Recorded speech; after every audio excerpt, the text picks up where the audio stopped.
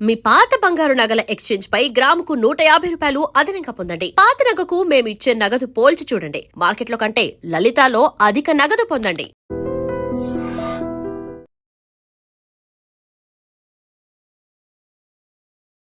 Welcome to iDream media. So రాత్రి నిద్రించే ముందు గోరువెచ్చని నీటిని తీసుకోవాలి. ఇది మన ఆయుర్వేదంలో చెప్పబడింది. ఇది ఒక ప్రాచీన వైద్య విధానము. ఈ రెమెడీని పాటిస్తే చాలా రకాల అనారోగ్య సమస్యలకు చెక్ పెట్టవచ్చట. మరి దీని గురించి పూర్తి వివరాలు తెలుసుకుందాం. ఈరోజు మనతో పాటు ఉన్నారు ప్రముఖ ఆయుర్వేద వైద్య నిపుణులు ప్రొఫెసర్ డాక్టర్ టి వేణుగోపాలరావు గారు from Ojas Ayurvedic centre Chikkadpally. Doctor గారు నమస్తే. ధన్వంతరియే నమః. నమస్కారం. డాక్టర్ గారు, జనరల్గానే చెప్తూ ఉంటారు ఆయుర్వేదంలో చెప్పిన చిట్కాలన్నీ కూడా సో రూట్ కాజ్ ఏంటి దాన్ని ట్రీట్ చేస్తుంది. సో దానివల్ల మిగతా వచ్చే కాంప్లికేషన్స్ అన్నీ కూడా తగ్గిస్తూ ఉంటుంది. అయితే రాత్రిపూట గోరువెచ్చని నీళ్ళు తీసుకోవాలని ఈ ఆయుర్వేద గ్రంథాల్లో చెప్పబడింది. ఇది ఒక ప్రాచీనమైన ఒక రెమెడీ. అసలు ఏంటి డాక్టర్ గారు? ఇప్పుడు మీరు అడిగిన ఈ విధానాన్ని ఆయుర్వేద పరిభాషలో లేకపోతే ఆయుర్వేద వైద్య విధానంలో నిషి ఉష్ణోదక పానం అని చెప్పారనమాట. నిషి ఉష్ణోదక పానం. నిషి అంటే రాత్రి, ఉష్ణోదకం అంటే వేడి నీళ్ళు, పానం అంటే తాగడం. సింపుల్. రాత్రిపూట వేడి నీళ్ళు లేకపోతే గోరువెచ్చని నీళ్ళు తాగడం.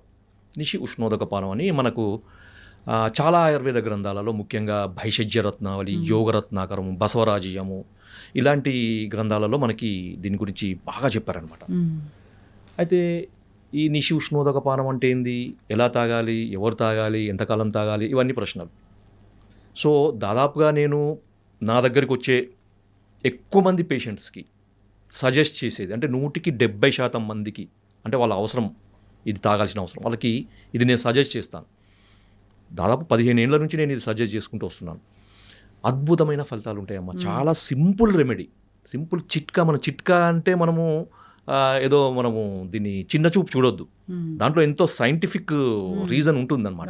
నేను చెప్తాను దీన్ని ఎలా చేసుకోవాలి. నిషి ఉష్ణోదక పానం అంటే ముఖ్యంగా ముందు ఉష్ణోదకం అంటే వేడి నీళ్ళు, దాన్ని ఎలా తయారు చేయాలి, ఎట్లా చేసుకోవాలి అంటే మామూలు మన ప్రిపరేషన్ కూడా చాలా వేరుగా ఉంటుంది. ఏదో నీళ్లు గోరువెచ్చ చేసుకొని పొయ్యి మీద పెట్టి గిన్నెలో వేడి నీళ్ళు వేసుకొని తాగడం కాదు, దానికి ఒక పద్ధతి ఉంటుంది అన్నమాట.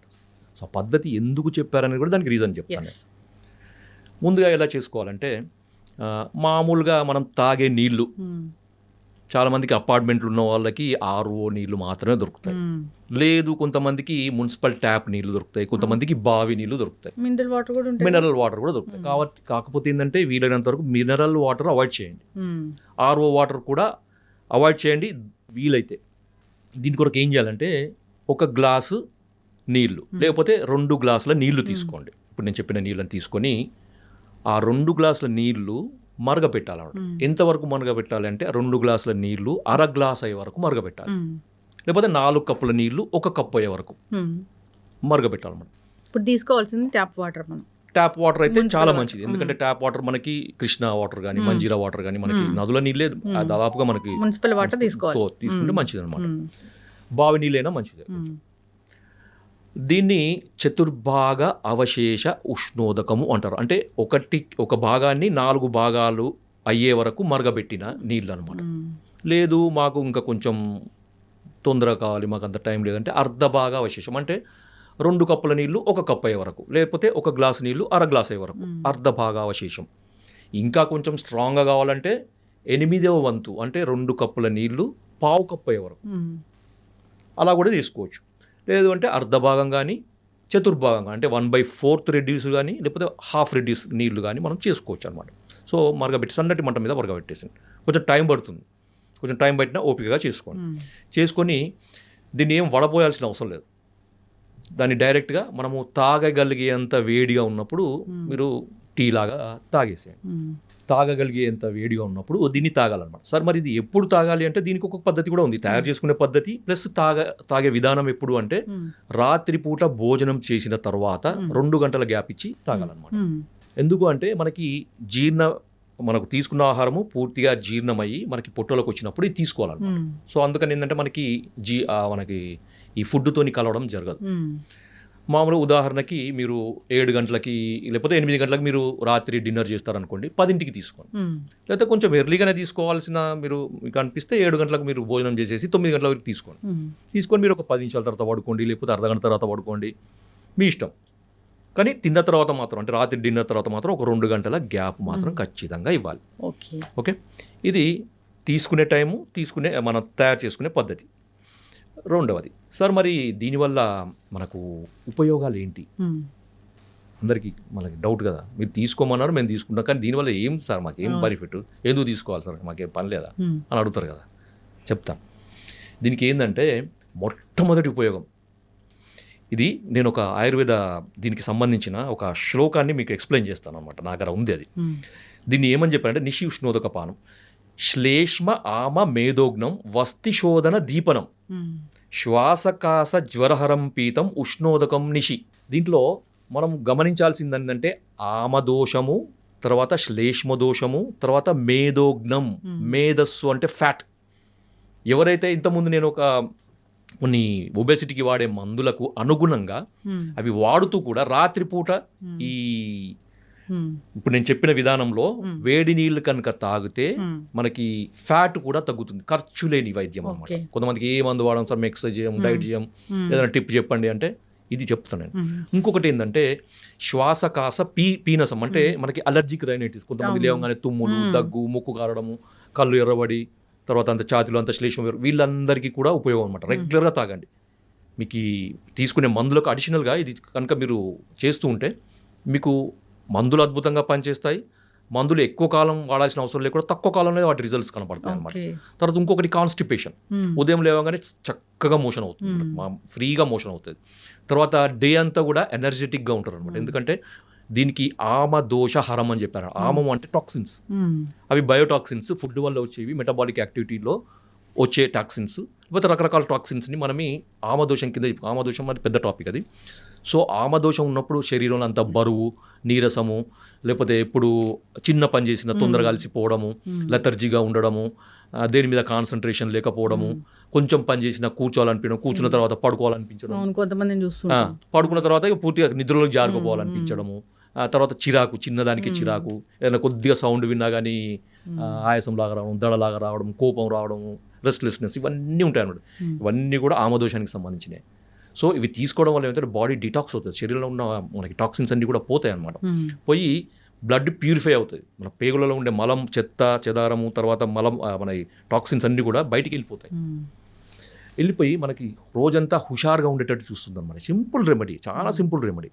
ఎంత మనకి దీనికి ఏమైనా ఖర్చు ఉందా? ఏం లేదు. నీళ్ళు తాగి పడుకోవడం, పాలు తాగే బదులు పాలు, కొంతమంది జ్యూస్లో తాగే అలవాటు ఉంటుంది, అవన్నీ మానేయండి. మీరు జస్ట్ ఒక నీళ్ళు తాగండి, వేడి నీళ్ళే తాగండి, ఖర్చు లేని పని తాగండి. మీరు ఇవన్నీ బెనిఫిట్స్ వస్తాయి. తర్వాత ఇంకొకటి ఏంటంటే కొంతమందికి స్కిన్ డ్రై అవుతుంది, ఇప్పుడు చలికాలం కదా, స్కిన్లో హైడ్రేషన్ కూడా అవుతుంది, చర్మం మొత్తం తేమగా ఉంటుంది, స్కిన్ కలర్ కూడా పెరుగుతుంది అన్నమాట దీంతో. ఎందుకంటే టాక్సిన్స్ అన్ని పోతుంటాయి కదా, బ్లడ్ ప్యూరిఫై అవుతుంది కదా, స్కిన్ కూడా మంచిగా గ్లో పెరుగుతుంటుంది, అది చూడగానే ఏదో హెల్తీగా కనపడుతుంది, ముఖం కూడా తేజస్సుగా కనపడుతుంది.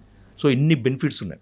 తర్వాత ఇంకొకటి ఏంటంటే ఇది కొంతమందికి ఈ హెచ్డిఎల్ లెవెల్, ఎల్డిఎల్ లెవెల్, మనకి లిపిడ్ ప్రొఫైల్ అంటారు కదా, లిపిడ్ ప్రొఫైల్లో హెచ్డిఎల్ లెవెల్ మనకి తక్కువ ఉండడం, ఎల్డిఎల్ లెవెల్ ఎక్కువ ఉండడము, టోటల్ కొలెస్ట్రాల్ ఎక్కువగా ఉండడం, వీళ్ళకి కూడా ఇది వాడుతుంటే, ఆ మందులకు అడిషనల్గా వాడుతుంటే కూడా మంచి బెనిఫిట్స్ ఉంటాయి.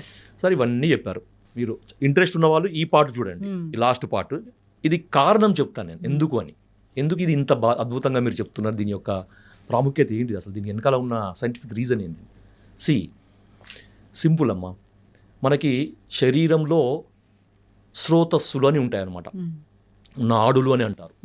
సూక్ష్మ నాడులు, స్థూల నాడులు అంటే సబ్టిల్, అంటే మనకి సూక్ష్మ అంటే సబ్టిల్గా ఉండే నాడులు అంటే మార్గాలు, పతాలు, వేస్, తర్వాత మనకి capillaries, blood vessels, capillaries, lymphatic drainage సంబంధించినవి, తర్వాత వీన్స్, వీటి ఆర్టరీస్, నర్వ్ కండక్షన్ సంబంధించిన నర్వ్స్, వీటన్నిటిని కూడా మనం స్రోతస్సుల కింద తీసుకోవచ్చు.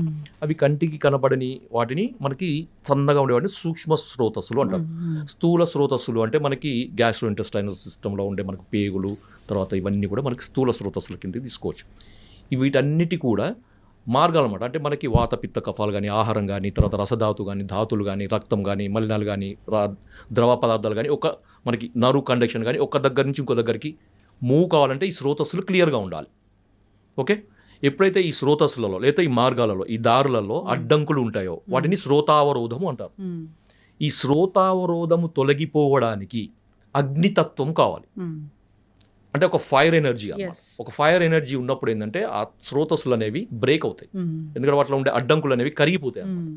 సో మేధో ధాతు ఫ్యాట్ వల్ల కానీ అది అడ్డంకి ఉండొచ్చు, శ్లేష్మ ధాతు వల్ల కూడా ఉండొచ్చు కదా. సో వీటి వల్ల వచ్చే స్రోతావరోధం పోవడానికి అగ్ని యొక్క తత్వం అవసరం అనమాట.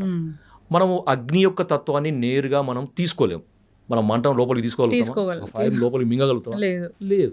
సో దాని కనుక ఏం చేస్తున్నామంటే ఈ అగ్నితత్వాన్ని జలానికి ఆపాదిస్తున్నాం.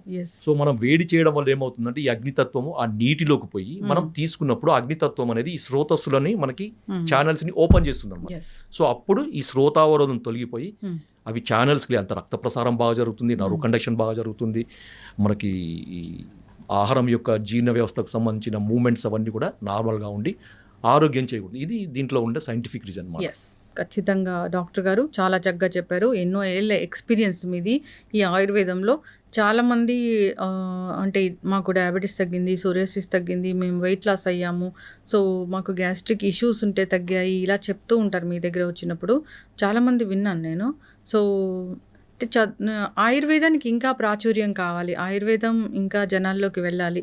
మీరు మాకు రెగ్యులర్గా ఇంటర్వ్యూస్ ఇస్తూ ఉండండి. ఈ మాధ్యమాల ద్వారా చాలా చక్కటి ఇన్ఫర్మేషన్ అనేది వెళ్తూ ఉంటుంది. ఖచ్చితంగా డాక్టర్ గారు అందరూ కూడా పాటించాలని కోరుకుందాం. ఏదో గోల్డెన్ మిల్క్ అది ఇదని చెప్తూ ఉంటారు, అది కాదు. అసలు ఆయుర్వేదం గ్రంథాల్లో ప్రాచీనంగా ఇది ఎప్పటి నుంచో చెప్పబడిన ఒక ఆరోగ్య రహస్యం. పాటించాలని కోరుకుందాం, ఆరోగ్యంగా ఉండాలని కోరుకుందాం. ధన్యవాదాలు డాక్టర్ గారు. జై Ayurveda. And for more videos, please subscribe to iDream. Please subscribe to iDream. Please subscribe iDream. And please subscribe to iDream. For more videos, subscribe to iDream. please like, share and subscribe to the channel. Congratulations, iDream. Subscribe to iDream. Subscribe to iDream. So subscribe to iDream Media. iDream ki iDream team andarki huge congratulations. Please subscribe iDream Media. Please subscribe to iDream. Subscribe iDream. Please subscribe to iDream. iDream అంటే నా కళల ఛానల్ను subscribe చేసుకున్న నోరు తిరుగుతలేదు, మీరైతే గంట గుర్తు కొట్టండి. For more such videos, please subscribe to iDream. Subscribe to iDream. Please subscribe to iDream. Please subscribe iDream Media. Please do subscribe to iDream. Please subscribe to iDream Media. For best entertainment and information, please subscribe iDream. And don't forget to subscribe to iDream.